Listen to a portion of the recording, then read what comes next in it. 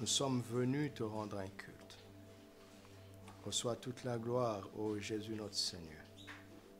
Merci pour ton amour et la grâce que tu nous as faite de pouvoir être là dans ta présence, avoir accès en tant que peuple à ta présence, de pouvoir venir avec assurance au trône de la grâce pour t'apporter la louange et l'adoration qui vient de nos cœurs, pour recevoir aussi la vie et les solutions qui sont dans ta parole, afin d'être secourus à tous nos besoins et obtenir miséricorde. Parle-nous ce matin, ô Saint-Esprit. Glorifie Jésus. Amen. Gloire à Dieu. Béni soit le nom du Seigneur Jésus-Christ. Nous le remercions pour la vie et la grâce de pouvoir nous réunir ensemble. Shalom dans votre maison. Alléluia. Votre maison est un sanctuaire maintenant. L'esprit de vie est au milieu de vous. N'ayez pas peur. Le Seigneur veille sur nous. Son sang nous couvre. L'esprit de vie agit en nous. Alléluia. Gloire au nom de Jésus. Amen. Alors, ceci est notre dernier message sur le sujet de bien exercer notre pouvoir absolu que nous avons en Christ, n'est-ce pas? Nous parlons du parfait modèle. Nous observons simplement Jésus-Christ qui a testé ces choses en tant qu'homme. Il est assis à la droite du Père et il nous dit de faire la même chose. Il les a testés avant nous. Est-ce que ça a marché? Donc, si nous le suivons, nous réussirons aussi. Amen. À partir du mercredi prochain, ce mercredi, nous commençons la nouvelle série que Papa a lancée, intitulée « La prière triomphante ». Amen. J'ai hâte de commencer le sujet de la prière et nous allons baigner dans la prière jusqu'à la fin de l'année. Prier s'enseigne. Vous allez comprendre cela. Alléluia. Alors, je veux juste rectifier quelque chose dans le témoignage, le bon témoignage de notre sœur, notre combattante. Voilà, elle a expérimenté la parole de Dieu. Nous rendons grâce à Dieu pour cela. Mais quelquefois, elle a dit au Congo, je veux juste arranger son témoignage. Cela ne veut pas dire que l'église au Congo est ignorante. Non, c'est une église qu'elle a fréquentée au Congo. Il y a des ignorants et des connaisseurs partout sur la terre. Ce n'est pas une affaire de nation. D'accord? Si tu veux le combat, tu le trouveras même ici au Maroc.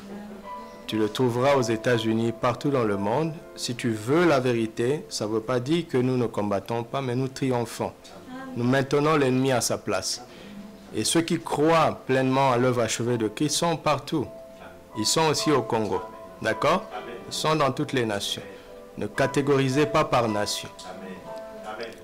Alléluia. Dieu a tracé une seule frontière d'une seule nation sur la terre, c'est Israël. Les autres frontières sont une invention humaine. D'ailleurs, il y a des frontières qui changent. La frontière d'Israël est la seule qui ne changera jamais. Parce que Dieu y veille lui-même. Alléluia. Gloire à Dieu. Ma sœur, que Dieu te bénisse et persévère maintenant dans la vérité. Et que l'ennemi ne te fasse plus jamais douter. Et que l'ennemi ne fasse douter personne, ne trompe plus jamais personne au nom de Jésus. Alléluia. Alors, ce sujet, je voudrais que vous l'écoutiez avec attention et ne laissez pas certaines pensées vous faire croire que c'est sophistiqué et que vous n'en avez pas besoin. Si tu es là, en train d'écouter ce message, c'est parce que le Saint-Esprit sait que tu en as besoin. Alléluia. Tu en as besoin, nous en avons tous besoin. Nous avons vu d'abord comment Jésus a fait face à Nicodème et nous y avons appris qu'en Christ et par la nouvelle naissance, nous avons autorité sur le monde et sur son prince, c'est-à-dire le diable.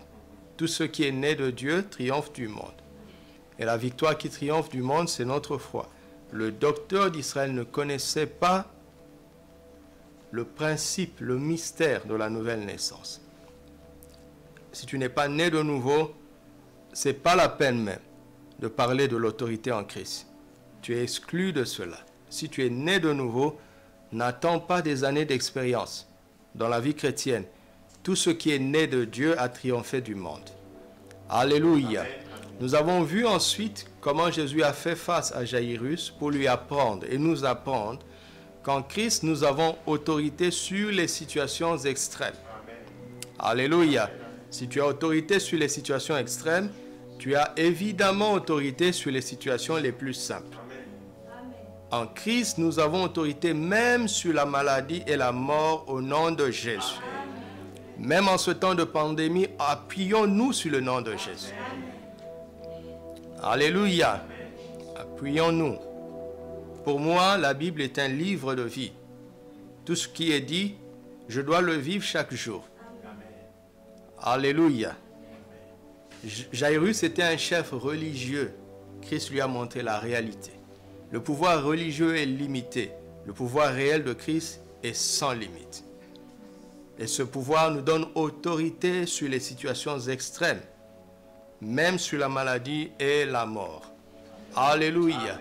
Alors, aujourd'hui, nous allons observer, comme je vous l'avais promis, comment Jésus a fait face aux autres autorités de la Bible, aux autres autorités d'Israël. Ne pensez pas que Jésus n'a été en relation qu'avec les gens simples de la société. Jésus a été en relation avec tout le monde. S'il y a un dictateur dans ton pays, sache que Jésus veut son salut. Il est mort pour lui. La chrétienté n'est pas seulement pour les pauvres ou bien pour la classe moyenne. La chrétienté est pour toute l'humanité. Tout le monde a besoin de salut. Les chefs et les gens simples, tout le monde a besoin de salut. Alléluia. Donc nous allons voir le but de ce message et puis nous allons voir la situation des pouvoirs. Au moment où Jésus allait être investi du pouvoir absolu à la croix. Quelle était la situation des pouvoirs? Ces choses ne sont pas écrites pour rien, afin qu'elles nous servent d'instruction. Alléluia. Et nous allons voir comment Jésus a fait face aux souverains sacrificateurs Anne et Caïphe, et comment il a fait face au roi Hérode, qui était en fait un tétrarque, que je vous expliquerai, et au gouverneur Pilate. Et ce message ne va pas rester une somme d'informations. Ce message a pour but de nous donner des applications à tous les niveaux, n'est-ce pas, pour que nous accomplissions la grande mission. Nous avons reçu le pouvoir absolu de Christ pour faire de toutes les nations des disciples. Il faut de l'autorité pour faire des nations des disciples. Parce que l'autre camp va vouloir résister. C'est une confrontation de puissance. En fait, c'est une confrontation entre la toute-puissance et certaines puissances. Qui va gagner?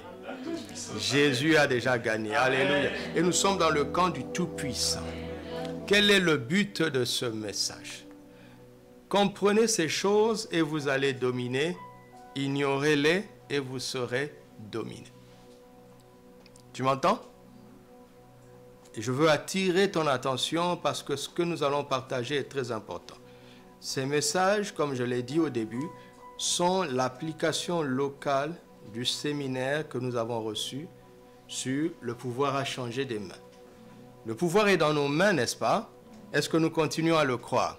Il y a des choses que nous devons comprendre en matière d'exercice de pouvoir. Si on ne les comprend pas, on sera dominé. Si on les ignore, on sera dominé. Si on les comprend, on va dominer. Quel est ton choix? Alléluia. Nous devons comprendre les enjeux du pouvoir dans ce monde et savoir exercer le pouvoir absolu que Christ nous a donné par la foi. C'est d'abord par la foi. Ne te minimise pas, quel que soit ton âge, ta situation sociale. Ce ne sont pas ces choses-là qui triomphent du monde. C'est quoi? C'est la foi que tu as.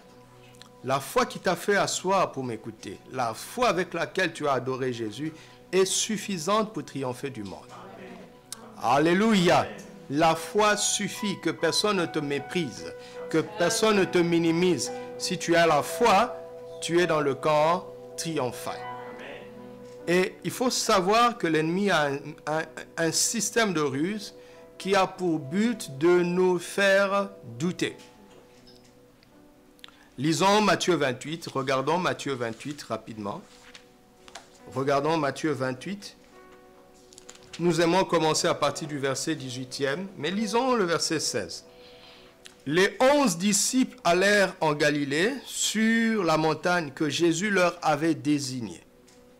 Quand il le vit, ils se prosternèrent, ou bien dans ma version, ils l'adorèrent, mais quelques-uns eurent de doutes. Nous avons tous adoré, n'est-ce pas?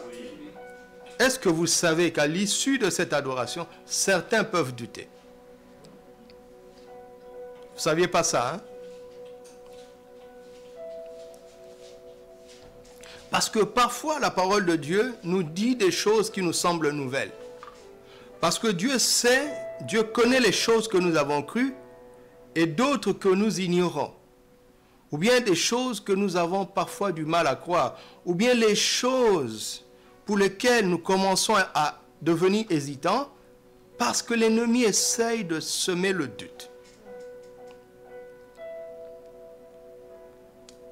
Jésus s'étant approché leur parlant ainsi, « Tout pouvoir m'a été donné dans le ciel et sur la terre. Allez, faites de toutes les nations, les disciples, les baptisons au nom du Père, du Fils et du Saint-Esprit, et enseignez-leur, c'est ce que je suis en train de faire. Enseignez-leur à observer tout ce que je vous ai prescrit, et voici, je suis avec vous tous les jours jusqu'à la fin du monde. » Jésus est avec nous maintenant. Amen. Il était avec nous hier, il sera certainement avec nous demain. Parce qu'il a promis qu'il est avec nous. La présence du Seigneur se conjugue toujours au présent. Amen. Alléluia. Sa présence se conjugue toujours au présent. Amen. Amen. Alors, comprenez ces choses et vous allez dominer, ignorez-les et vous serez dominés. Je veux donner de l'épaisseur, de la consistance à cette vérité de notre autorité en Christ. En montrer l'étendue et les limites légales, afin qu'elle cesse d'être une fable religieuse. Quand j'observe l'Église, plus précisément l'Église africaine que je connais le mieux, je suis souvent triste de voir que jusque-là, on n'a pas encore d'impact sur la nation. Sur nos nations. Et nous prétendons avoir la puissance. Mon ami, la puissance doit produire des résultats. Alléluia. La puissance, ce ne sont pas des moments, entre guillemets, d'onction que nous vivons dans des réunions. Vous recevrez une puissance, le Saint-Esprit survenant sur vous, et vous allez vous rouler par terre dans les réunions. C'est ça? Et vous serez mes témoins. À partir de là où vous êtes, jusqu'aux extrémités de la terre. Si vraiment nous avons reçu cette puissance, rien ne peut nous arrêter sur la terre.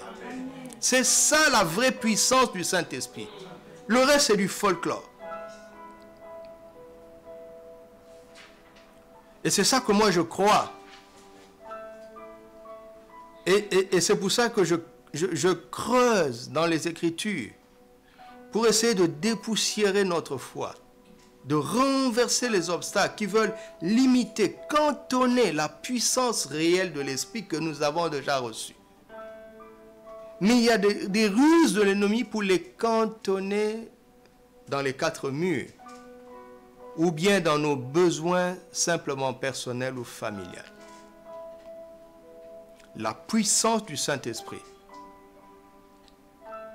doit transformer les nations et faire fléchir tout genou dans toutes les nations, afin qu'au nom de Jésus, toute langue, c'est-à-dire tout peuple confesse que Jésus-Christ est Seigneur à la gloire du Père. Alors le Seigneur compte sur toi pour apprendre à quelqu'un cela, pour lui témoigner de son amour et lui apprendre qu'il n'a plus peur d'avoir peur du diable. Il n'a plus besoin d'avoir peur du diable. Parce qu'à la croix, Satan a été dépouillé. Toute son armée a été dépouillée.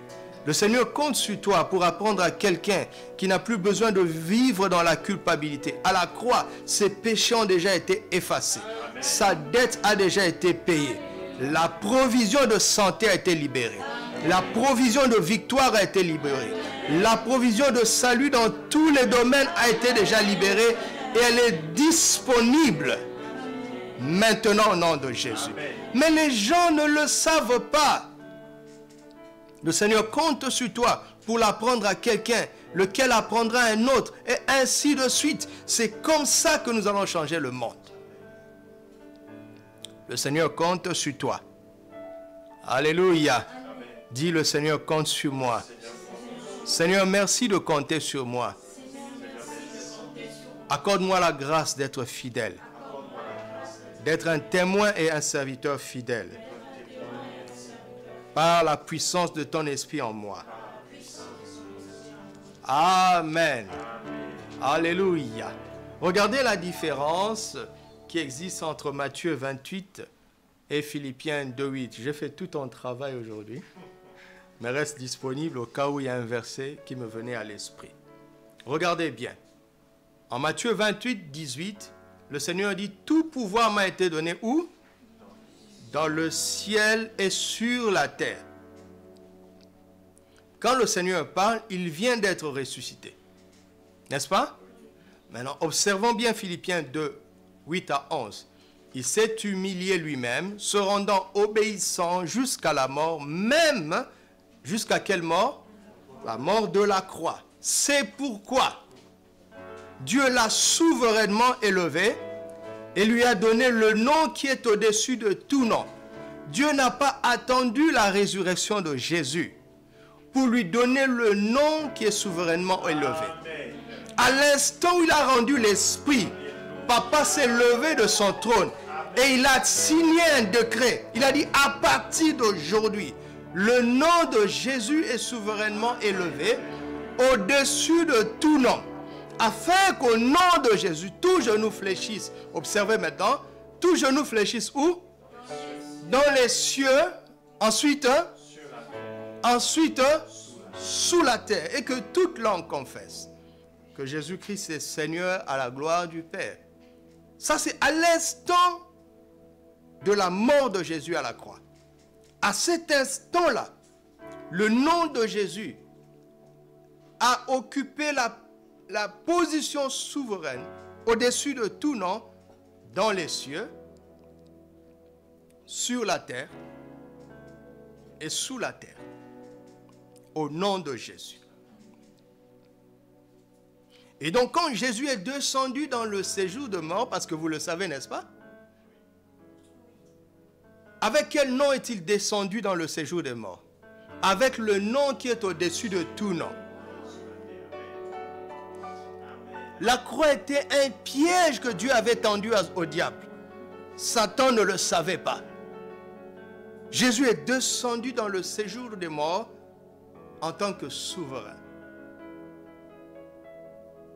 Et il a dépouillé Satan et toute son armée. Il les a livrés publiquement en spectacle. Ils ont été honnis. Il a récupéré les clés de la mort et du séjour des morts. Et tous les saints, il a ouvert la porte, et tous les saints qui étaient retenus dans le sein d'Abraham, c'était un lieu de paix, mais dans le séjour des morts quand même. Jésus a ouvert la porte. Et c'est comme ça que quand Jésus a rendu l'Esprit, plusieurs saints sont apparus à Jérusalem. Les gens les ont vus. Et après cela, ils sont montés au ciel. Parce que personne n'était monté au ciel avant la mort de Jésus à la croix. Et ce qui m'intéresse, c'est que lorsque Jésus apparaît 3 jours plus tard, après avoir fini son travail dans le séjour des morts, c'est-à-dire sous la terre, vous entendez? Sous la terre, quand il parle maintenant à ses disciples en Matthieu 28:18, il ne mentionne plus la dimension sous la terre. Plus besoin de dire que tout pouvoir lui a été donné dans le ciel, sur la terre et sous la terre, Parce que ce qui concerne les choses souterraines, c'est déjà réglé. Alléluia. Nous n'avons plus besoin de faire usage du souverain nom de Jésus sous la terre. Parce que quand un juste meurt, il ne descend pas, il monte. Avant, ils descendaient. Ils étaient enfermés dans le séjour des morts. Parce que ça aurait été illégal pour un humain qui a connu le péché d'aller au ciel sans le sang de Jésus. Maintenant, il y a un boulevard pour tous les croyants. C'est pourquoi il regarde l'église, il dit, je bâtirai mon église et les portes du séjour des morts feront quoi? Ne prévaudront point. Ils n'ont plus de puissance.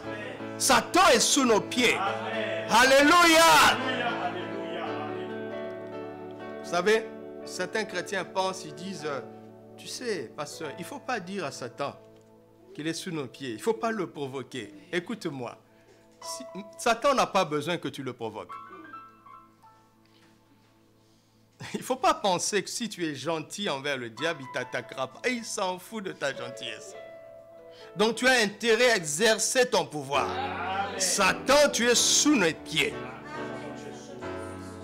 Alléluia. Maintenant, nous servons, et je le dis avec respect, parce que le nom de Jésus n'est pas un outil. Mais nous servons du nom de Jésus, de l'autorité qu'il nous a donnée dans les choses qui concernent la terre et les lieux célestes. Alléluia. C'est pour ça que tu dois expérimenter ça de ton vivant. Amen. La souveraineté du nom de Jésus devrait être expérimentée de notre vivant. Après la mort, tu n'auras plus besoin de triompher du monde.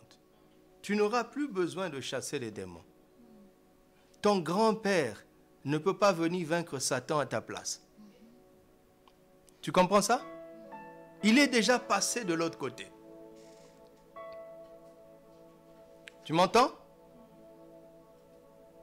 C'est ici sur terre et dans les lieux célestes que nous devons imposer la victoire de l'œuvre achevée de Christ. Alléluia. Nous allons lire un texte que beaucoup d'entre nous ne considèrent pas. Quand ils le lisent, ils disent, ça sert à quoi? D'accord? Tu vas voir à quoi ça sert aujourd'hui. Luc chapitre 3, versets 1 à 6.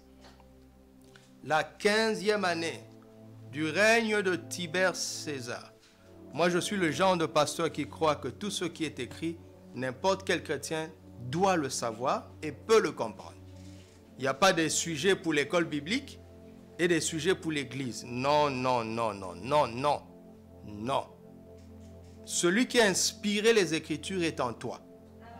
Donc tu peux comprendre tout ce qu'il a dit. Et il n'y a aucun déchet dans les Saintes Écritures. Même ces détails sont utiles, vous allez voir. La 15e année du règne de Tibère César, lorsque Ponce Pilate était gouverneur de la Judée, Hérode, tétrarque de la Galilée, son frère Philippe, frère d'Hérode, tétrarque de l'Ithurée et du territoire de la Traconite, Lysanias, tétrarque de la Bilène. Je n'invente pas, n'est-ce pas? C'est dans ta Bible. Tu as négligé ça pendant longtemps. Le Seigneur t'a eu aujourd'hui. Verset 2. Et du temps des souverains sacrificateurs, remarquez déjà qu'il y a 2 souverains sacrificateurs. Vous avez vu ça? Anomalie, anomalie. Anomalie. La parole de Dieu fut adressée à Jean, Jean-Baptiste, fils de Zacharie dans le désert. Et il alla dans tout le pays des environs du Jourdain, prêchant le baptême de repentance pour la rémission des péchés, selon ce qui est écrit dans le livre des paroles d'Ésaïe le prophète. C'est la voix de celui qui crie dans le désert. Préparez le chemin du Seigneur, aplanissez ses sentiers. Toute vallée sera comblée, toute montagne et toute colline seront abaissées. Ce qui est tortueux sera redressé, et les chemins raboteux seront aplanis. Verset 6. Et toute chair verra quoi? Toute chair verra le salut de Dieu. Donc nous avons Tibère César. Pour ceux qui connaissent l'histoire, César était le titre d'empereur de l'Empire romain. Pilate qui était le représentant de l'Empire romain en Israël. Israël était sous occupation romaine. Et ils ont mis leur envoyé romain contrôler la région la plus importante de la Judée, où se trouvait la sainte ville de Jérusalem et le Saint-Temple. Et le reste dans le sud, en Galilée et dans les autres territoires, ils les ont donnés à des petits rois juifs, dont Hérode et Philippe, son frère. Vous m'entendez? Et on les appelle tétrarques. On ne les appelle pas rois, mais on les appelle des tétrarques. Je vais vous expliquer pourquoi. Voici le contexte. Et étonnamment, il y a 2 souverains sacrificateurs. Moïse n'avait pas laissé ça. La loi de Moïse n'a jamais prescrit ça. Dieu n'avait jamais prescrit qu'il y ait 2 souverains sacrificateurs. Mais c'est en ce temps-là que la parole de Dieu va être adressée à Jean-Baptiste. Il va venir préparer la venue du Seigneur afin que finalement toute chair, c'est-à-dire tout homme, voit quoi? Le salut de Dieu. Alléluia. Le salut de Dieu. C'est quoi ou bien c'est qui le salut de Dieu? Luc chapitre 2, verset 25. Un autre passage qu'on lit comme ça rapidement, sur lequel nous allons encore nous arrêter. Et voici, il y avait à Jérusalem un homme appelé comment? Siméon. Cet homme était juste et pieux, il attendait la consolation d'Israël. Et le Saint-Esprit était sur lui. Il était divinement averti par le Saint-Esprit qui ne mourrait point avant d'avoir vu le Christ du Seigneur. Il vint au temple, poussé par l'Esprit. Et comme les parents apportaient le petit enfant, il était encore bébé, le petit enfant Jésus pour accomplir à son égard ce qu'ordonnait la loi, il le reçut dans ses bras, bénit Dieu et dit, « Maintenant, Seigneur, tu laisses ton serviteur s'en aller en paix selon ta parole. » Car mes yeux ont vu quoi?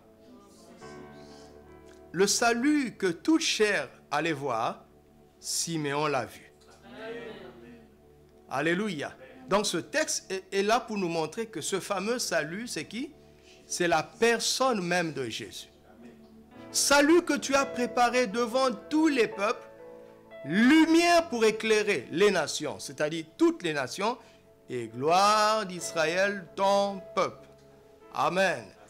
Nous voyons donc que ce salut que Dieu avait prévu que tous les hommes puissent voir, ce salut, c'est le Seigneur. Amen.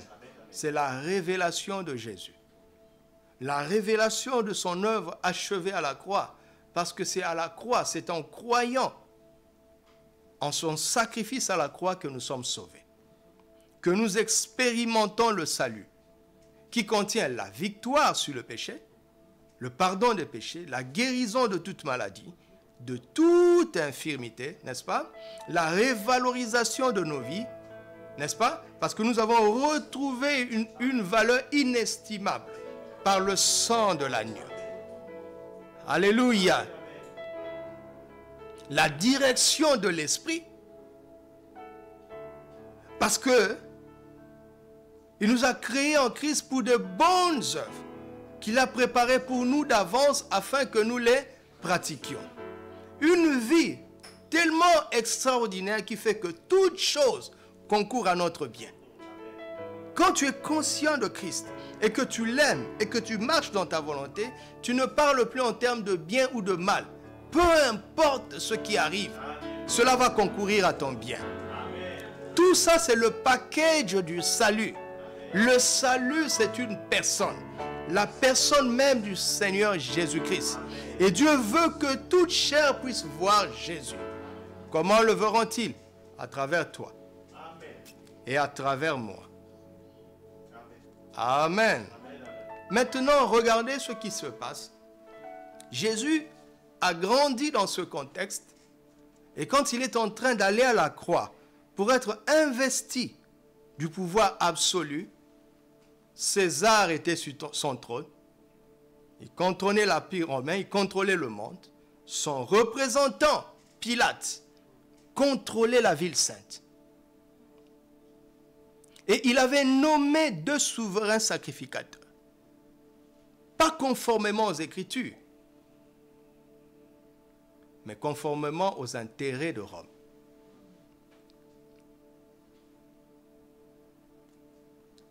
Et dans la région du sud, notamment dans la ville de Galilée, dans la province de la Galilée, où se trouvait Nazareth, où Jésus a grandi, il y avait un roi juif soumis à l'Empire romain, appelé Hérode. Et dans une autre partie, il y avait son frère, Philippe, qui contrôlait 2 territoires, l'Ithurée et la Traconite. Et un 4e territoire d'Israël était contrôlé par Lysanias. Ça fait 4 territoires, n'est-ce pas? Mais justement, voici pourquoi la Bible est un livre puissant. Tétrarque, dans tétra, vous savez qu'il y a 4, n'est-ce pas? Un tétrarque, c'était une personne qui gouvernait le quart du territoire, le quart d'un royaume. Vous entendez? Le quart. C'est pour ça qu'on l'appelait pas roi, on l'appelait réellement tétrarque. Parce que quand on prenait un royaume et qu'on le divisait en 4, chaque quart était une tétrarchie. Tout le territoire était une monarchie, mais chaque quart était une tétrarchie. Donc un tétrarque était un roi divisé par 4. C'était le quart d'un roi. Sa dignité était divisée par 4. Sa puissance était divisée par 4. Donc un tétrarque était un roi de seconde classe. D'ailleurs, je suis gentil. En réalité, c'était un roi de 4e classe. C'était un roi de seconde valeur. Un roi subalterne. Un roi qui n'avait aucune dignité. Il avait un titre, mais aucune dignité. Vous comprenez? Parce qu'il avait fait allégeance à une autorité supérieure qui lui dictait ce qu'il devait faire. Et je veux que vous ouvriez bien vos yeux parce que nous vivons tous dans cette réalité.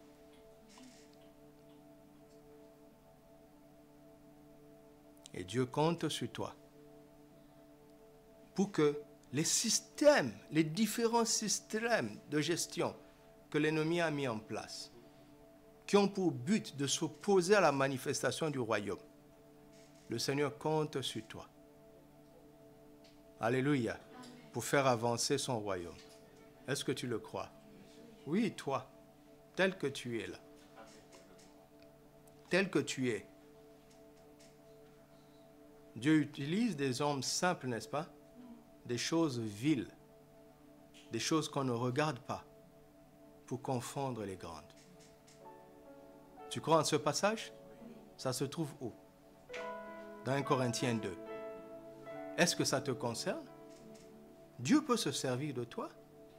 Il s'est servi d'un jeune homme, un petit berger, qu'on ignorait dans sa famille, le petit David.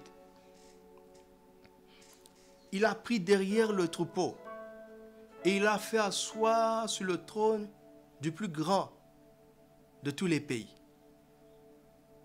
Qu'est-ce qu'il ne peut pas faire avec toi? Ce même Dieu est encore là aujourd'hui. David était agité de temps en temps par le Saint-Esprit. Mais toi, le Saint-Esprit habite en toi. Pourquoi une si petite vision? Pourquoi tous ces complexes? C'est de l'incrédulité. Un chrétien qui se méprise est un incrédule. Tu m'entends? Il a pris 4 jeunes qui étaient esclaves dans une terre étrangère, Daniel et ses amis. Il a fait d'eux des hommes importants dans un pays étranger. Ce Dieu-là, est-il mort? Il est encore vivant aujourd'hui. Est-ce qu'il peut le faire avec toi? Sinon, le pouvoir de Christ, là, il te sert à quoi? Dis-moi un peu. S'il te sert à réussir aux examens, mais quelle honte! Et tous les païens qui réussissent autour de toi, et mieux que toi, comment font-ils?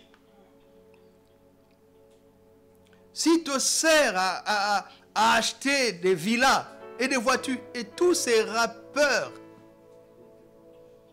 qui, avec un seul album, où les chants sont remplis d'obscénités, achètent ces choses. J'ai suivi un document la semaine passée où un monsieur était en train de distribuer des dollars, c'est des billets de 100 dollars, dans une foule de 50 000 personnes. Quand il fait ça, on ouvre un paquet, il ouvre, et puis il jette.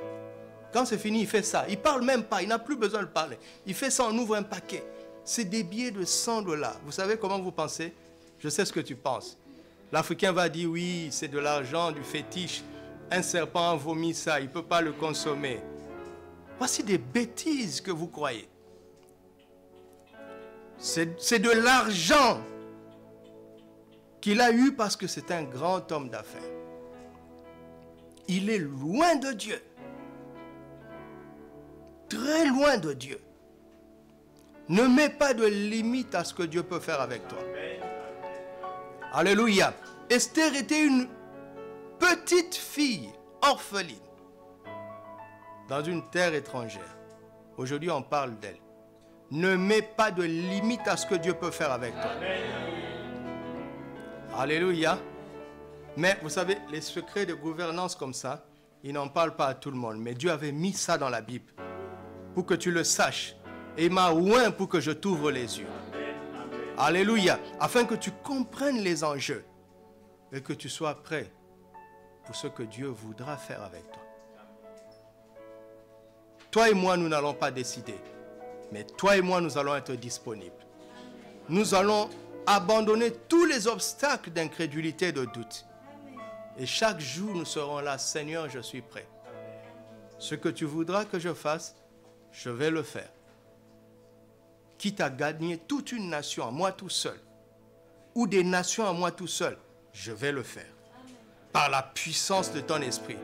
Je peux aller jusqu'aux extrémités de la terre. Est-ce que tu crois ça? Néhémie était un serveur. Néhémie, si tu ne savais pas. Ce n'était pas un haut dignitaire. C'est quelqu'un qui servait à boire au roi. Comme toi, ma soeur, une dame de ménage. Tu peux entrer dans l'histoire divine. Simplement en tant que dame de ménage. Tu m'entends? Jésus était un charpentier.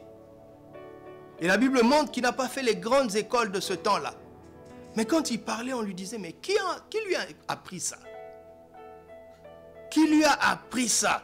C'est le Saint-Esprit. Que le Saint-Esprit t'apprenne des choses aujourd'hui. Alléluia. Donc Hérode était un roi de seconde zone. Son frère Philippe aussi. Alléluia. Et il y avait 2 souverains sacrificateurs à l'époque, ce qui est une anomalie.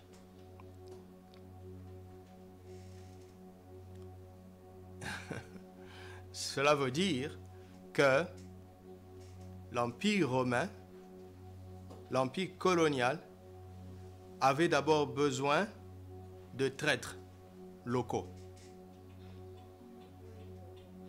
Ouvrez bien vos oreilles, hein? Parce que tout ce que vous cherchez à apprendre là est dans la Bible. Hérode et la famille d'Hérode, c'était des Juifs traîtres qui collaboraient avec l'occupant.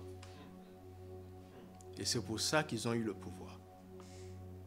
Ils ne servaient pas l'intérêt de leurs compatriotes. Ils servaient l'intérêt du dominant. Et pour que le dominant puisse contrôler le peuple, il fallait qu'il s'immisce dans le temple et qu'il contrôle les leaders religieux. et qu'il fasse une sorte de mélange. Vous avez besoin, votre foi veut qu'il y ait un souverain sacrificateur. D'accord, on va accepter ça, mais on va en mettre deux. Il va mettre un mélange dans la pratique de la foi. Il va vouloir entrer dans l'église et corrompre les leaders spirituels. Ça se fait dans ton pays. Pourquoi fallait-il contrôler le temple? Parce que le pouvoir spirituel est au-dessus de tout pouvoir. Si nous restons intègres, les temps viennent où nous serons comme Élie. Les gens peuvent décider ce qu'ils veulent. Nous, on va se lever dans notre chambre et on dit au nom de Jésus, le Dieu devant qui je me tiens, j'interdis ça. Et ça sera interdit. Mais si on arrive à corrompre les hommes de Dieu, alors on peut paralyser le pouvoir spirituel. Vous avez compris? Si on arrive à contrôler, à corrompre un enfant de Dieu, parce que jusque-là, j'ai parlé des hommes de Dieu. Si on arrive à te corrompre, toi, partout où Dieu veut que tu sois, c'est ta sphère d'influence. Tu dois le savoir. Dans ta classe, regarde ta classe comme un champ missionnaire. Si tu es étudiant, ta classe est un champ missionnaire. C'est ta sphère d'influence. Je ne te demande pas de te lever et de suspendre le cours, dire au nom de Jésus. Croyez en Jésus. Non, non. Commence à vivre comme un sel dans cette classe. Sois différent. Dégage la lumière de Christ. Répands le bon parfum de sa connaissance. Et tu vas commencer à les cueillir petit à petit. Et parce que Satan sait ce que tu vaux, il voudra te corrompre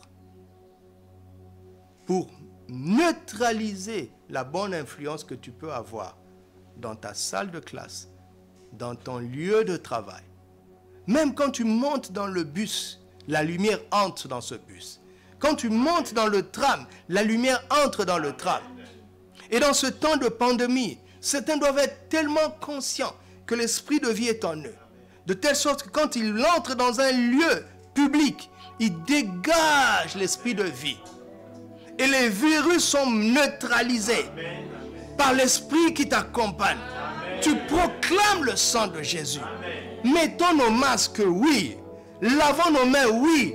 Mais il y a un produit plus puissant que toutes ces choses.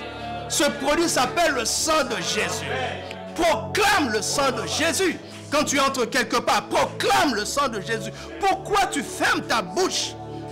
Pourquoi tu fermes ta bouche? Si tu ne communiques pas la vie, tu seras contaminé. Est-ce qu'il y a quelqu'un qui croit encore en ça? Je vous ai dit de mettre vos masques. Je vous ai dit de respecter les distances d'hygiène. Je vous ai dit de respecter ça. Mais il y a des gens qui ont tout respecté et qui ne comprennent pas comment la maladie les a atteints. Ne fais pas chômer le pouvoir que tu as en Christ. Tout nom est en dessous du nom de Jésus. Et cette maladie a un nom. Le nom de Jésus est au-dessus du Covid-19. Le nom de Jésus est au-dessus du Covid-19. Mais le nom de Jésus ne s'impose pas. Le sang de Jésus est plus puissant que le gel hydroalcoolique. Alléluia. Oui, utilise le gel. Mais dégage, libère le sang. Tu m'entends?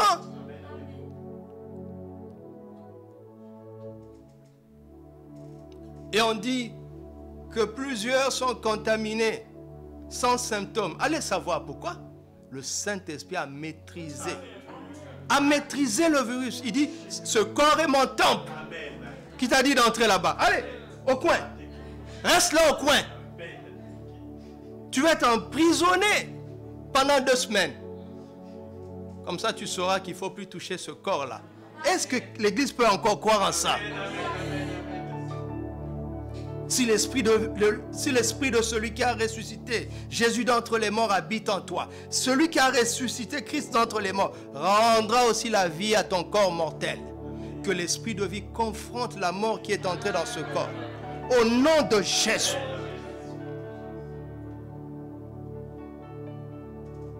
Les autorités utilisent leur pouvoir, les médecins utilisent leur pouvoir, mais toi aussi utilise le tien.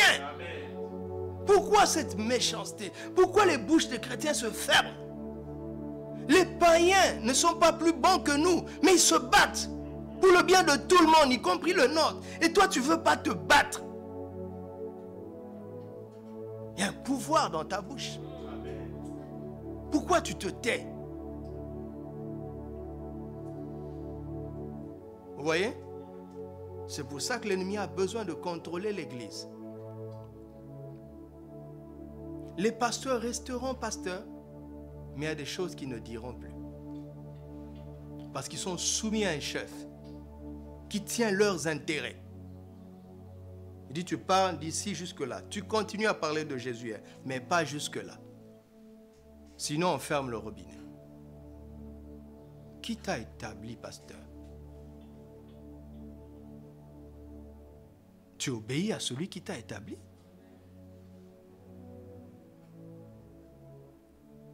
Vous voyez, ces choses ne sont pas écrites en vain.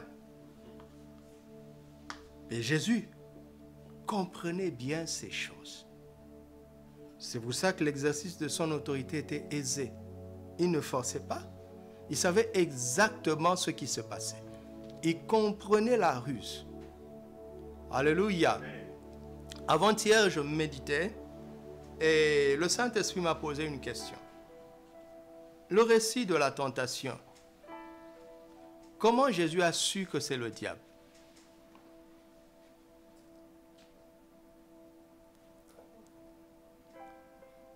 Tu t'es déjà posé cette question? Quand Marc dit que le diable transporta Jésus, vous pensez vraiment que le diable peut porter Jésus comme un bébé? Hein?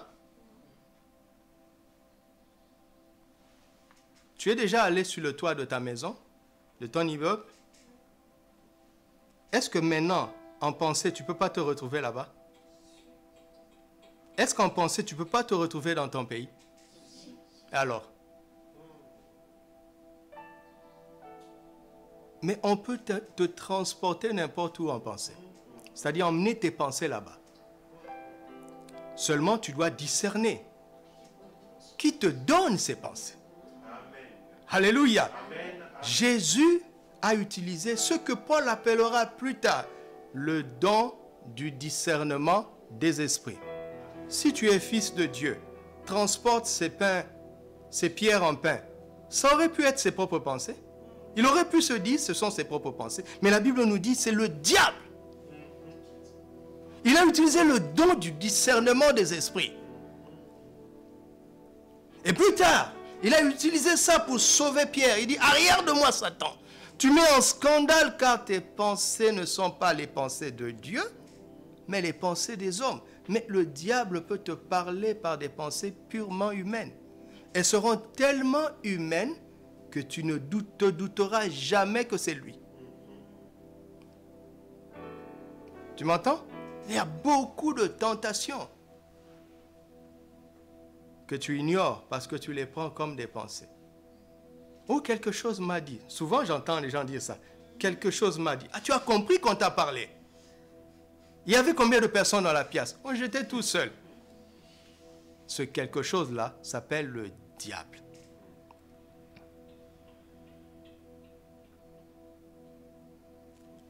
Parce que tout le pouvoir qui lui reste envers les croyants, c'est la ruse. C'est tout ce qui lui reste. La ruse. La ruse. Et il est très, très rusé. S'il y a quelque chose que nous ne devons pas sous-estimer du diable, c'est sa ruse. Il n'y a pas de puissance du tout. Mais il est rusé. Et il fait beaucoup de choses par sa ruse. Et la ruse est là devant nos yeux. La ruse est là. Alors, nous allons commencer par le plus évident à voir.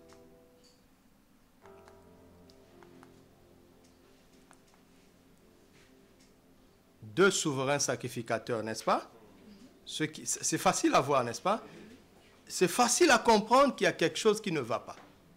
Jean 11, versets 47 à 54.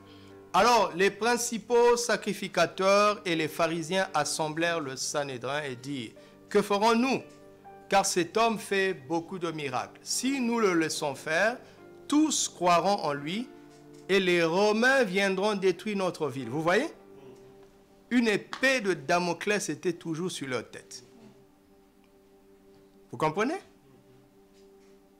Ce sont les leaders religieux qui sont censés être des leaders spirituels qui craignent Rome plus que Dieu. Vous avez vu ça? Oui. Je te prépare. Parce que si tu continues à faire confiance au Seigneur comme tu le fais, tu occuperas une position où tu auras à faire face à ça. L'ennemi va t'intimider.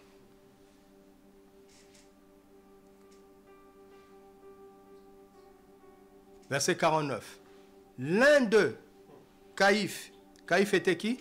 Souverain sacrificateur cette année-là. Maintenant écoutez-moi. Qui était souverain sacrificateur cette année-là? C'est Caïphe, n'est-ce pas? C'est évident.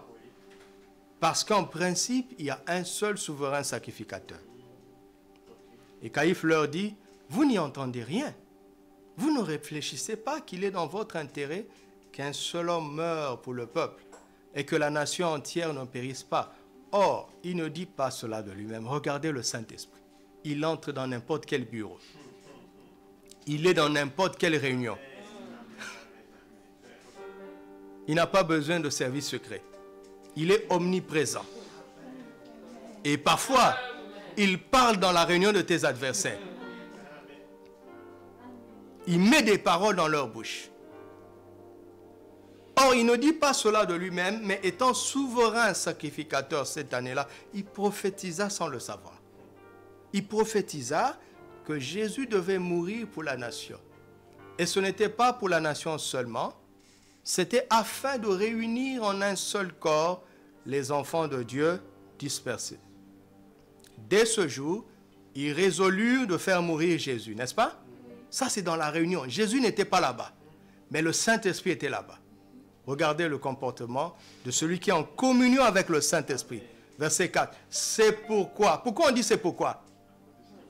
À cause de ce qui vient être dit. Donc Jésus était au courant. Amen. Comment? Par l'Esprit. C'est pourquoi Jésus ne se montra pas ouvertement parmi les Juifs, mais il se retira dans la contrée du désert, dans une ville appelée Éphraïm. Et là, il demeurait avec ses disciples. Donc Jésus savait. Par le Saint-Esprit. Jean 18, là on a déjà arrêté Jésus. La cohorte, le tribun et les huissiers des Juifs se saisirent alors de Jésus et le lièrent. Ils l'emmenèrent d'abord chez qui? Chez Anne, pas chez Caïphe. Hein? Le chef c'est qui? C'est Caïphe. Mais on commence par qui? Par Anne. Ils l'emmenèrent d'abord chez Anne. Et Anne était qui? Le beau-père de Caïphe, qui était le souverain sacrificateur cette année-là. Le souverain sacrificateur reste toujours Caïphe. Mais Anne le contrôlait à travers sa fille, qui lui avait donné en mariage. Vous m'entendez? En fait, le pasteur principal, c'était Caïphe. D'accord? Mais le pasteur effectif, c'était le papa de la femme de Caïphe. C'est Anne qui tirait les ficelles. Vous comprenez? L'intrigue, la politique dans l'Église. Le vrai chef n'est pas celui qu'on voit. Vous m'entendez? De la même manière, vous trouvez ça dans 1 Roi 16, 30 à 31. Ethbal, un dénommé Ethbal, contrôlait Akab à travers sa fille Jézabel. Le roi, c'était Akab. Mais le vrai dirigeant, c'était Ethbal, à travers Jézabel, qu'il avait donné à Akab en mariage. Dans 1 Roi 3, vous voyez que Pharaon contrôlait Salomon à travers la fille qu'il lui avait donnée en mariage. Les Philistins ont pu dompter l'indomptable Samson à travers Delilah. Et ces choses existent encore aujourd'hui. Verset 24. Non, regardez le verset 19, c'est étonnant. Le souverain sacrificateur interrogea Jésus sur quoi? Et pourquoi?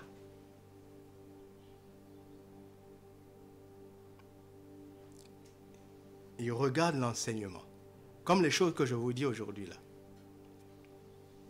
Le diable craint l'enseignement. Et puis enseignement sans disciple, ça ne sert à rien. Parce que quand l'enseignant sera parti, la doctrine va disparaître. Vous comprenez? La transmission est très importante. Le message et la transmission. Verset 24. Anne l'envoya lié à Caïphe, le souverain sacrificateur. Qui a pris la décision de lier Jésus? Ce n'est pas Caïphe le chef. C'est Anne son beau-père. Écoute-moi très bien. Ce message va beaucoup t'aider dans la vie. Il faut que ta manière de vivre soit transparente. Il faut vivre dans la vérité, loin des intrigues, même les plus petites. Parce que ça commence toujours par des petits compromis. Et si tu t'habitues au compromis, tu es en train de donner à l'ennemi la possibilité de neutraliser l'autorité que ta position spirituelle te confère. Tu m'entends? Si tu n'es pas encore marié, fais attention à ton choix. Parce que le mariage est une alliance cruciale. Soit pour servir Dieu consciemment, soit pour servir les intérêts du diable inconsciemment. Il n'y a pas de troisième possibilité. Vous m'entendez? Il n'y a pas de troisième possibilité. Et ce n'est pas que dans le mariage, dans la vie. Dans la vie, il faut aimer la vérité et la transparence.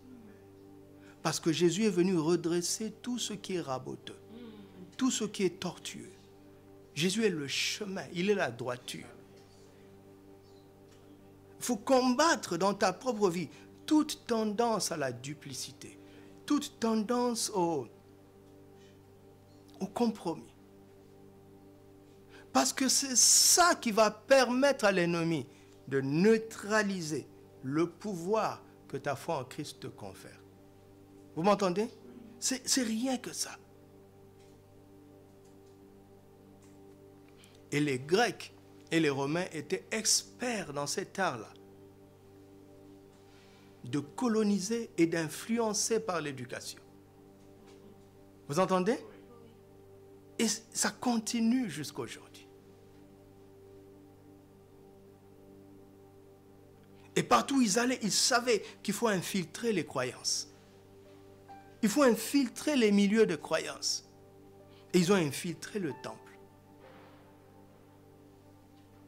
Ils ont trouvé un souverain sacrificateur sentimental. Et ils ont trouvé un sacrificateur rusé, Anne. Et ils ont dit à Anne, contrôle Caïphe. Donne-lui ta fille en mariage. Et il ne sera jamais dans ta main. Vous m'entendez? Vous m'entendez?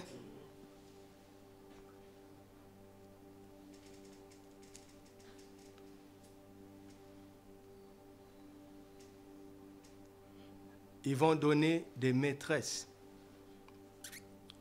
à tous vos généraux. Vous êtes en train de combattre un pays adverse, mais vos généraux ne sont pas intègres. Le pays adverse va donner des maîtresses à tous vos généraux. Le pays est dans la main. Via des jeunes filles. Je n'irai pas plus loin. ça me passionne parce que si l'Église ne comprend pas ça, le pouvoir restera un slogan. Certains d'entre nous doivent comprendre ces choses et s'y préparer. Et je ne parle pas que des hommes. Je parle aussi de femmes.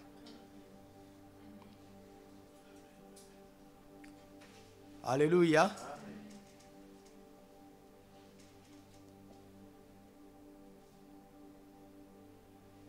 C'est vieux comme le monde. Anne a le comportement du serpent. N'est-ce pas? Pour vaincre Adam, le serpent est passé par qui? Par Ève. Anne a le comportement du serpent. Il contrôle Caïphe via sa fille qu'on ne nommera jamais. La Bible ne nommera jamais l'épouse de Caïphe qui est la fille de Anne. Mais en une phrase, la Bible dit tout, car il était le beau-père de Caïphe. En une phrase, une fois pour toutes, pour celui qui a les oreilles pour entendre.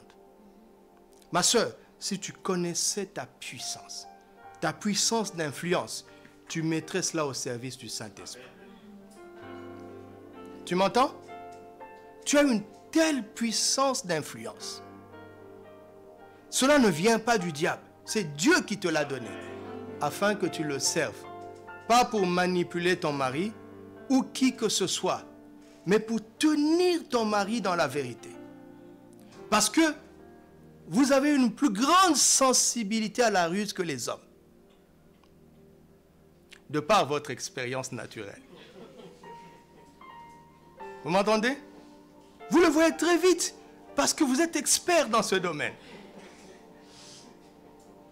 Alors, sois cette femme qui va aider ton mari qui ne voit rien. Il ne voit rien. Les hommes, dès qu'on dit chef, il fait ça. Il ne voit rien. Il ne voit rien. Et mes soeurs, je vais vous donner un conseil. Vous le voulez bien? Arrêtez de dire à vos maris, cette personne-là, je ne le sens pas. Je ne le sens pas, ça ne suffit pas. Ça ne suffit pas pour un homme. Ça ne suffit pas. Quand tu ne le sens pas, va dans le lieu secret. Parle au Saint-Esprit. Dis au Saint-Esprit, donne-moi les arguments. Parce que je ne le sens pas, c'est vague. Les hommes spirituels respectent ça. Quelqu'un qui a compris les enjeux du combat spirituel, victorieux.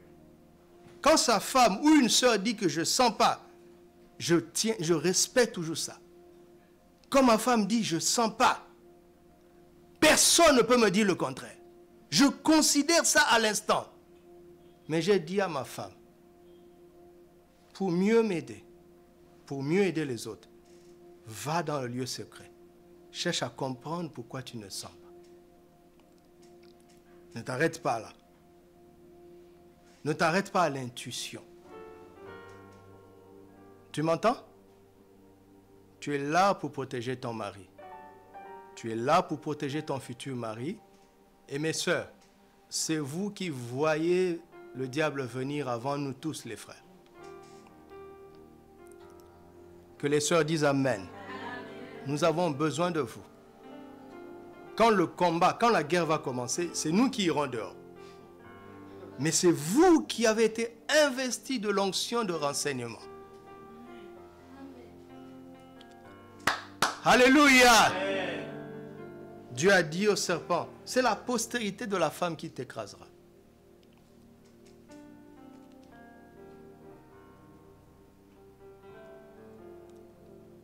Vous voyez ça? Alléluia. Donc vous avez compris l'intrigue dans l'Église. Malheureusement. La politique dans l'Église. Malheureusement. Les guerres de pouvoir dans l'Église. Malheureusement. Et ne regardez pas seulement au pasteur, hein, même à la cellule. On a programmé mardi telle sœur, mardi prochain tel frère. Et tu commences déjà à avoir le cœur gros parce qu'on ne t'a pas programmé. Ça commence là-bas, ça commence comme ça. Ça commence comme ça. Regardez les enfants, ils ne veulent pas partager. C'est à moi, c'est à moi. Ça commence comme ça. Si tu ne traites pas ça, dès sa jeunesse, quand tu auras un petit pouvoir, tu seras facile à tromper. Vous avez vu ça? La vérité, c'est le Saint-Esprit qui révèle toujours.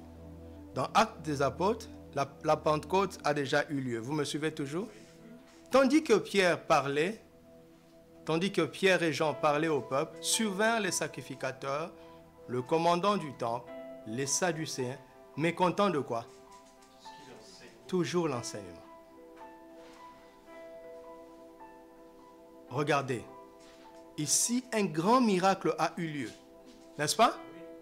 Un paralytique qui était malade depuis longtemps est guéri. Mais ce n'est pas ça qui les énerve. Vous entendez? C'est l'enseignement. Et le fait qu'ils annoncent en la personne de Jésus quoi? La résurrection des morts. C'est ça qui les énerve. L'enseignement et la gloire qu'on donne à Jésus. Ils mirent les mains sur eux et les jetèrent en prison jusqu'au lendemain, car c'était déjà le soir. Cependant, beaucoup de ceux qui avaient entendu la parole crurent, et le nombre des hommes s'éleva à environ 5000. Le lendemain, les chefs, les anciens, les scribes s'assemblèrent à Jérusalem avec qui? Et Anne est appelée qui ici? J'ai vérifié dans d'autres versions, parce que parfois il y a un problème de virgule. Tu vois? Parce que quelqu'un d'autre peut dire avec Anne, puis virgule, le souverain sacrificateur Caïphe. Non, non, c'est pas ça. On dit cette année-là qui était le souverain sacrificateur. L'année n'est pas passée. C'était Caïphe, n'est-ce pas? Mais quand le Saint-Esprit vient, c'est là où on connaît la vérité. Le souverain sacrificateur, celui qui était vraiment aux affaires, c'est Anne. Caïphe était une marionnette. Une marionnette à la solde de quelqu'un d'autre. Alléluia. Parce que quand l'opposition devient beaucoup plus grave, la marionnette prend du recul et dit à son vrai chef, c'est toi qui m'avais emmené là. Donc, toi-même, tu dois gérer. Là, maintenant, ça me dépasse. Et face à Anne lui-même, Pierre n'a pas peur. Vous m'entendez? Que tu sois rempli de l'esprit jusqu'à ce point. C'est pour que vous compreniez devant qui il se tenait. Ce n'était plus Caïphe, le manipulable. C'était devant Anne, le manipulateur. Quand le diable dit à ses instruments, dégagez, vous avez échoué. Moi-même, maintenant, je vais me présenter. À l'instant, l'Esprit remplit Pierre et lui parle les yeux dans les yeux. Et il parle à tout le monde.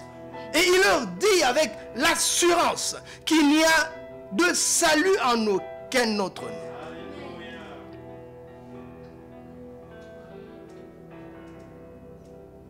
Car il n'y a sous le ciel aucun autre nom qui était donné parmi les hommes par lequel nous devions être sauvés.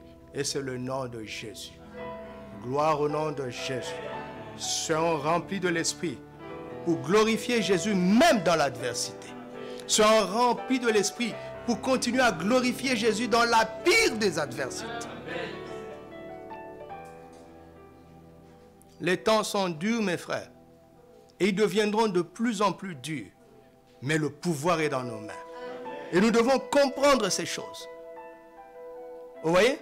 Nous avons reçu un séminaire et j'ai pris ça au sérieux. Et je suis allé chercher la face de Dieu. Seigneur, comment on va appliquer ça? Seigneur, je ne suis pas satisfait. Seigneur, nous chantons le nom de Jésus depuis longtemps. Nous disons qu'il est au-dessus de tout nom. Mais Seigneur, en vérité, sur le terrain, on n'a pas d'impact. En vérité, on n'influence pas. En vérité, nos nations qui disent être des nations chrétiennes ne sont pas chrétiennes du tout. L'Église ne pèse pas. L'Église ne pèse pas du tout, Seigneur. Mais je ne doute pas que tu nous as remis le pouvoir absolu. Qu'est-ce qui nous manque? Alors il a commencé à m'enseigner. C'est pour cela qu'une partie de cet enseignement, je vous le donne. Si tu ignores ces choses, tu seras dominé. Tu comprends? Frères et sœurs, ça monte sur mon cœur maintenant. Une des choses à laquelle vous devez veiller, c'est que où que vous soyez, veillez à ce que le chef soit connu de manière claire. Dans la famille, le chef, c'est papa. Ma sœur, si ton mari est nonchalant ou il est timide, encourage-le. Ne porte pas le pantalon. Ce n'est pas ton rôle. Ce n'est pas ton rôle. Encourage-le. Dis, prends ta place, prends ta place. Regarde, les enfants commencent à dévier. Je peux parler, mais ce n'est pas toi le chef. Les démons savent ça. Les démons veulent à vos enfants. Ils en veulent à vos enfants. Ils vont faire en sorte que papa soit timide. Maman, tu as beau parler, mais tu n'es pas le chef. Il faut que la chefferie soit claire. Partout, dans votre service à l'église.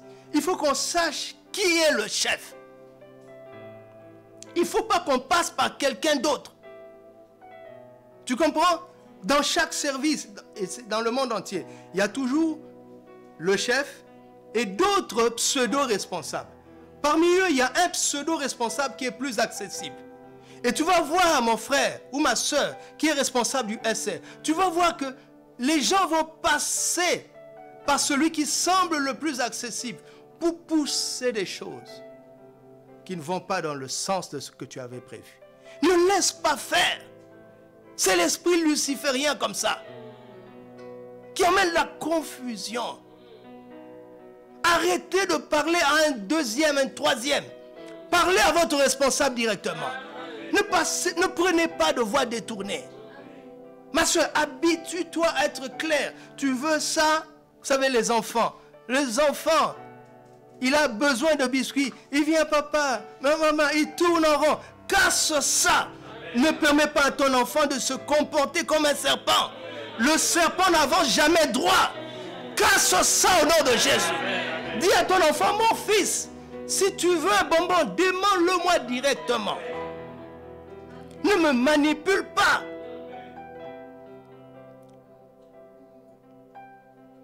Tu comprends ça? Je vous ai déjà raconté cette histoire. Notre pasteur avait 2 filles.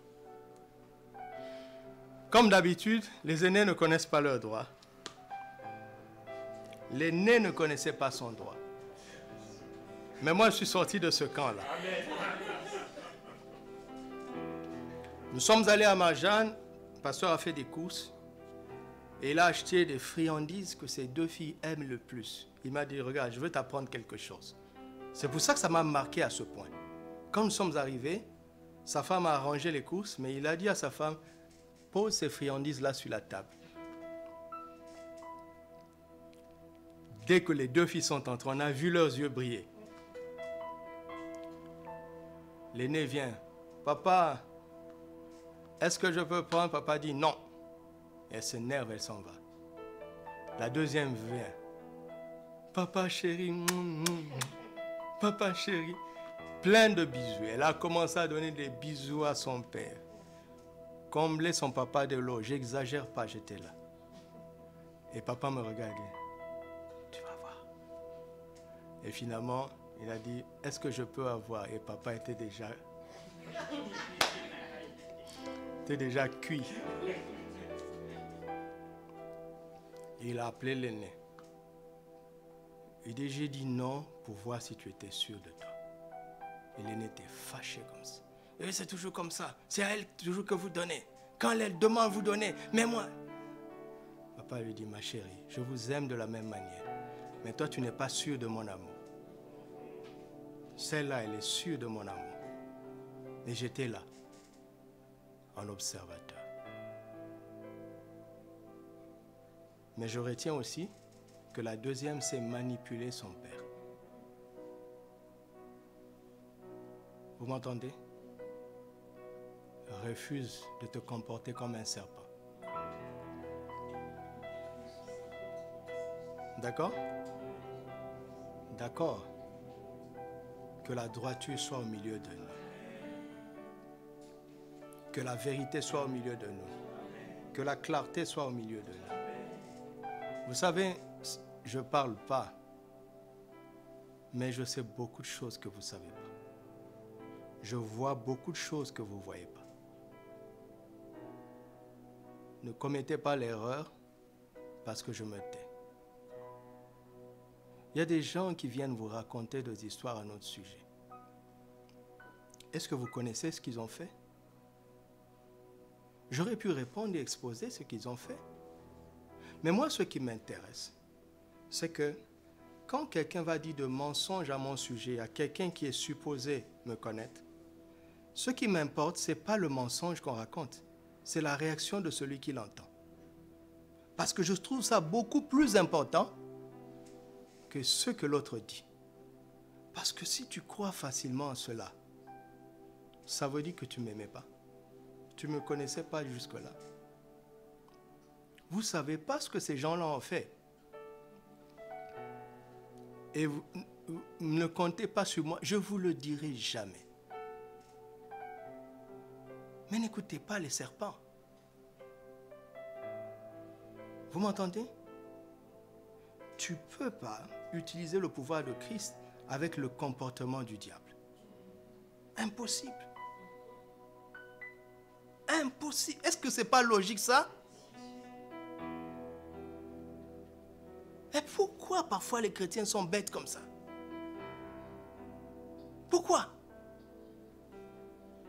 Tu ne peux rien faire contre le diable avec ses propres méthodes, avec son comportement. Tu ne peux rien faire contre lui. Change d'abord de caractère.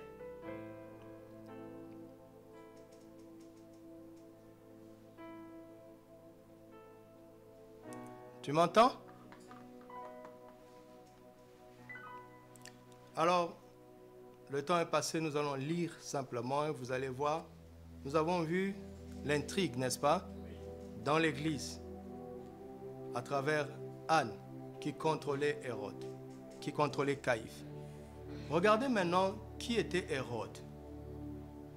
Marc 6, verset 14. Le roi Hérode entendit parler de Jésus dont le nom était devenu célèbre. Et il dit, Jean-Baptiste est ressuscité des morts, et c'est pour cela qu'il se fait par lui des miracles. D'autres disaient, c'est Élie. D'autres disaient, c'est un prophète comme l'un des prophètes. Mais Hérode, en apprenant cela, disait, ce Jean que j'ai fait décapiter, c'est lui qui est ressuscité. On explique maintenant. Ce sont des versets qu'on n'aime pas lire. Pourtant, ils sont puissants. Car Hérode lui-même avait fait arrêter Jean et l'avait fait lier en prison à cause de qui? Hérodias, qui est la femme de qui? Son frère. Le tétrarque de la Traconite, n'est-ce pas? Regardez le genre de roi qu'il était. Mais toutes les femmes qui sont dans le royaume, de toutes ces femmes, tu vas aller prendre la femme de ton frère? Et quel genre de femme elle est aussi celle-là? Quel genre de femme? C'est un poison. Et vous allez voir à quel point c'est un poison. Parce qu'il l'avait épousée, jusqu'à aller l'épouser. Imaginez maintenant quelle relation entre les deux royaumes. Entre les deux, il n'y avait plus de relation du tout. Ils ont divisé le royaume d'Israël. Le Saint-Esprit ne peut pas faire grand-chose. Le peuple est divisé. À cause de quoi? Pas des choses, des intérêts nationaux, mais des questions relationnelles. Il y en a dans tous nos pays. Tu vois, le gars, il est opposant de l'autre. Ce n'est pas une question d'idée.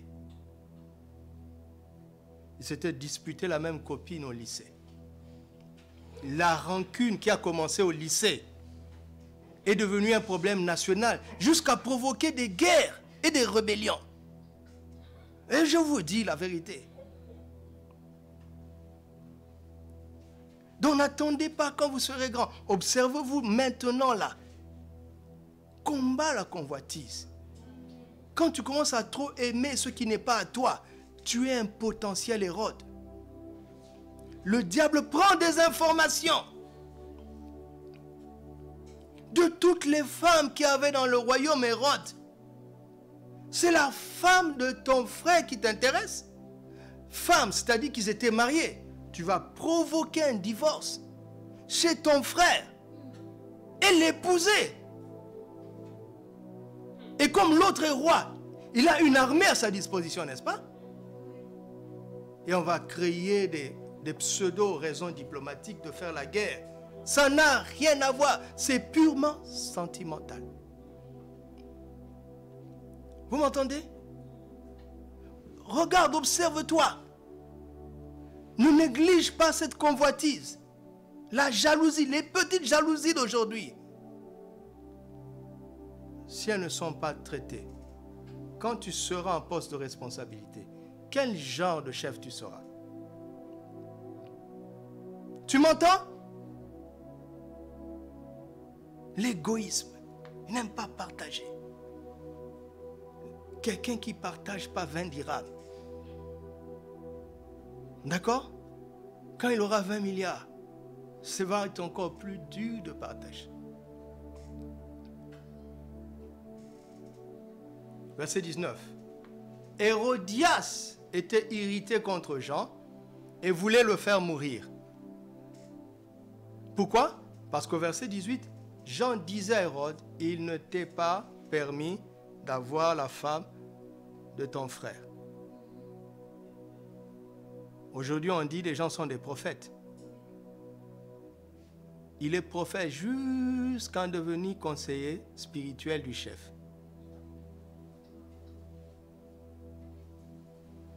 Est-ce qu'il osera lui parler comme ça?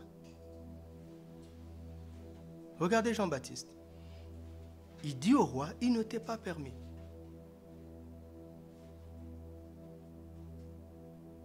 Tu oserais faire ça? Il savait qu'en parlant comme ça, il mettait sa vie en jeu, en danger. N'est-ce pas? Mais c'est déjà un grand danger que d'avoir un tel chef. C'est un grand danger pour tout le monde. Oui ou non? Alors si Dieu a permis que tu sois là à côté de lui, c'est pour arrêter cette ruse du diable. Tu comprends ça? Mais quand ta vie, tes intérêts sont plus importants, tu ne vas pas remplir ta mission. Tu ne vas pas témoigner. Un jour, je parlais à un pasteur qui supportait une autorité qui disait publiquement que lui, il est un polygame. Bon, ça sont des choses qu'on voit à la télé. C'est son problème. Mais quand ce pasteur-là, qui était dans son sillage, me dit « Notre président est chrétien », je dis « Un chrétien, avec ce qu'il dit. » Donc tu vas cautionner des brebis dans ton église qui disent qu'ils sont chrétiens, mais qui vivent dans la débauche. Tu vas cautionner, il dit bien sûr que non. Je dis alors, que dit de lui? Il dit, mais tu sais, les pièges du pouvoir. Mais tu es là pour ça. Dieu vous a connecté pour ça.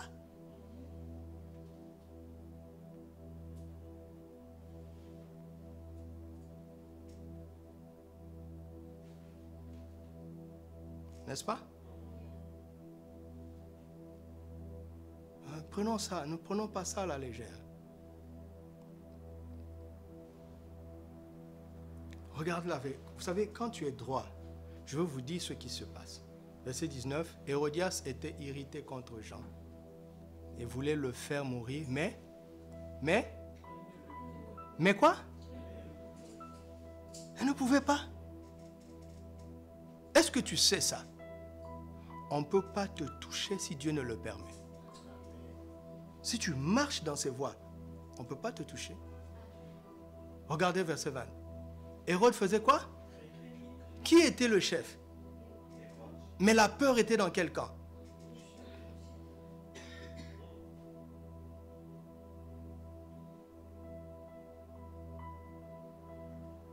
Un simple homme qui s'habillait de peau de chameau.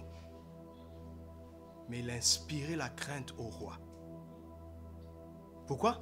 Simplement parce qu'il était droit. Parce qu'il le connaissait pour un homme juste et saint. Et qu'est-ce qu'il faisait en retour? Voici les paradoxes. Tant que tu n'as pas fini ta mission, Dieu va donner un ordre à celui qui ne t'aime pas de te protéger. Est-ce qu'on peut croire encore ça? Ta vie n'est qu'entre les mains de Dieu.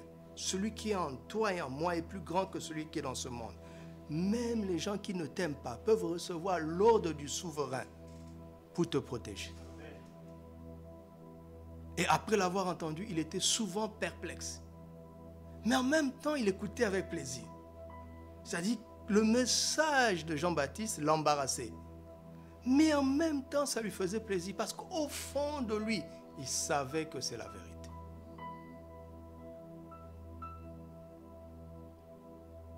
Cependant, un jour propice arriva. Alléluia. On va lire seulement. À sa naissance, c'est l'anniversaire du roi. Il donna un festin assez grand aux chefs militaires et aux principaux de la Galilée. Là, le diable va entrer en scène. Une ruse va entrer en scène. La fille d'Hérodias entra dans la salle. Elle dansa et plut à Hérode et à ses convives.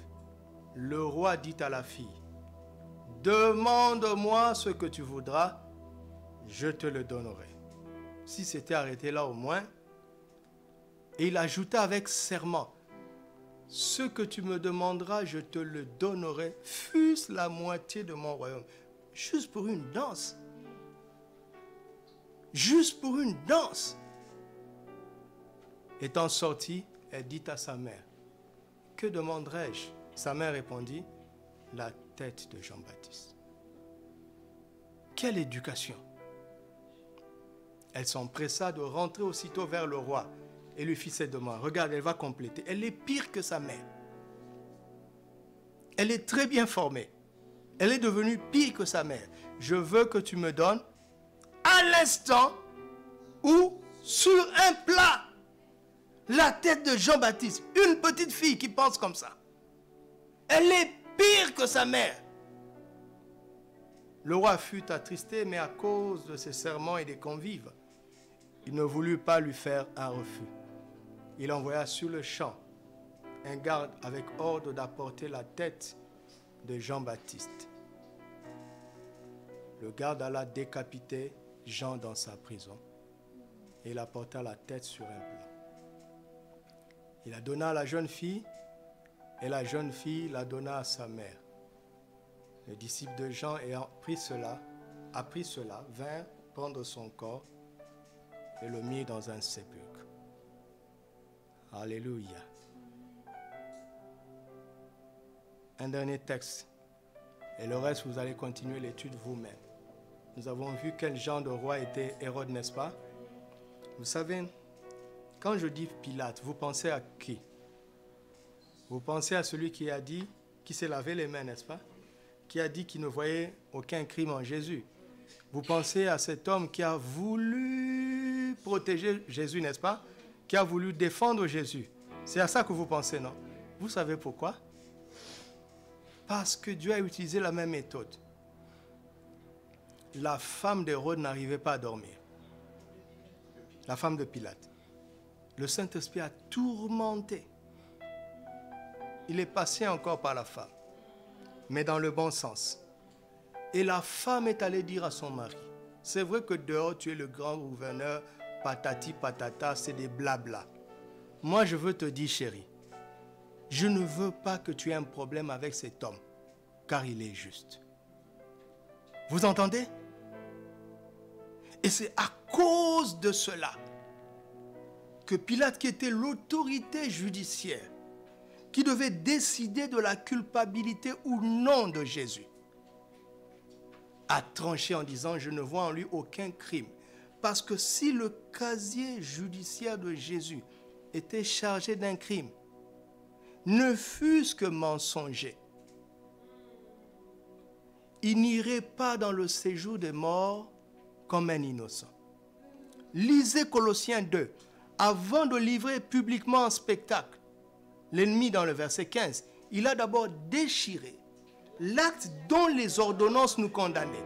Si Pilate, qui était l'autorité juridique, avait osé dire que Jésus est coupable, comment allait-il déchirer nos actes à lui si lui-même il avait un acte qui parlait contre lui? Dieu est passé par la femme de Pilate afin que Jésus descende dans le séjour de mort comme un innocent, sans casier judiciaire. Et il pouvait parler au prince de la mort. Il est écrit que l'âme qui pêche, c'est elle qui mourra. Moi, je ne suis pas mort. Qu'est-ce que je fais ici? Qu'est-ce que je fais ici? Et le prince de la mort lui dit, sors. Il dit, je ne sors pas. Tu dois me dédommager. Parce que je n'aurais pas dû descendre ici. Et le prince de la mort dit, qu'est-ce que je peux faire pour toi, Seigneur? Il dit, tous les justes. Je ne sors pas seul. Je sors avec tous les justes. Alléluia. Tu dois me dédommager. Tu comprends l'évangile? Mais Pilate n'était pas quelqu'un de bien. C'est ce que je veux vous montrer. Parce que la suite de l'histoire donne l'impression que c'était un beau gars, un bon gars. C'était un aussi faux gars qu'Hérode. Regardez le genre de gouverneur il était. En ce même temps, quelques personnes qui se trouvaient là racontaient à Jésus ce qui était arrivé à des Galiléens dont Pilate avait fait quoi? Vous avez compris ce que ça veut dire? C'était le genre de chef. Si tu lui résistes, il emmène d'abord les animaux qu'il va sacrifier à ses idoles. D'accord? Il les égorge devant toi. Il recueille leur sang. Et puis il t'égorge. Il mélange les deux sangs et il l'offre à ses idoles. C'est quelqu'un de bien ça? Qui d'entre nous a eu affaire à un chef aussi méchant? Personne. J'en connais pas de notre temps. Mais si Jésus a fait fléchir ces gens-là, l'Église peut fléchir les autres. Alléluia. Que celui qui a des oreilles pour entendre, entende. Alléluia. Et levons le nom de Jésus au-dessus de tout nom. Levons-nous et proclamons que Jésus, son nom est au-dessus de tout nom. Alléluia.